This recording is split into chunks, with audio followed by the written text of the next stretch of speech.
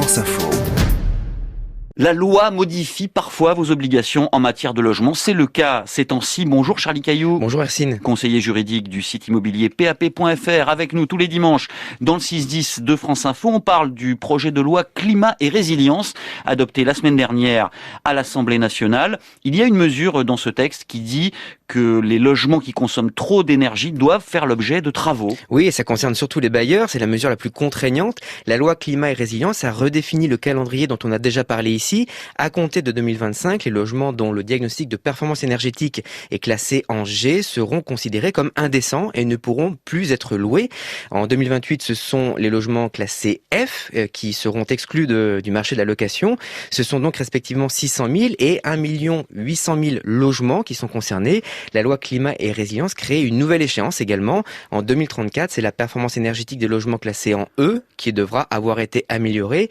Et là, ce sont un peu plus de 2,5 millions de logements qui sont concernés. Ça veut dire très clairement pour tous les bailleurs dans ce cas-là qu'il va falloir faire des travaux pour économiser de l'énergie. Oui, c'est ça. Si ces logements ne sont plus décents, ils ne pourront plus être loués. Les propriétaires qui loueront malgré une mauvaise performance énergétique encourront des sanctions. Quelles sanctions précisément ? Alors lorsque le logement est indécent, le tribunal condamne le propriétaire à faire les travaux nécessaires. Il peut aussi autoriser le locataire à ne pas payer son loyer et lui accorder des dommages-intérêts. Le problème, c'est que c'est au locataire de saisir la justice et en pratique, les locataires n'ont pas du tout envie d'engager un conflit avec leur propriétaire. On voit bien comment ça se passe avec l'encadrement des loyers à Paris, par exemple. Les règles existent, les sanctions aussi, mais en pratique, les locataires n'agissent pas quand le loyer est trop élevé, de peur de perdre leur logement. Ouais. Sur le papier, le projet de loi climat et résilience est donc ambitieux. Il faudra voir les moyens mis en œuvre pour remplir les objectifs. Et là, il s'agit des aides financières. Oui, c'est ça. On a déjà parlé ici de MaPrimeRénov'. C'est une prime à la rénovation énergétique pour tous les propriétaires, qu'ils soient occupants ou bailleurs.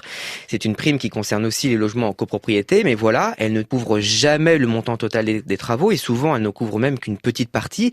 Or, les travaux d'économie d'énergie, ce sont des travaux chers. Je rappelle le chiffre de l'ADEME. Pour une maison individuelle, il faut dépenser 16 000 € pour gagner une classe énergétique de F à E, par exemple, et 26 000 € pour en gagner deux. Dans le contexte économique que l'on connaît, avec la crise, que l'on peut... Pas facile, oui. Exactement.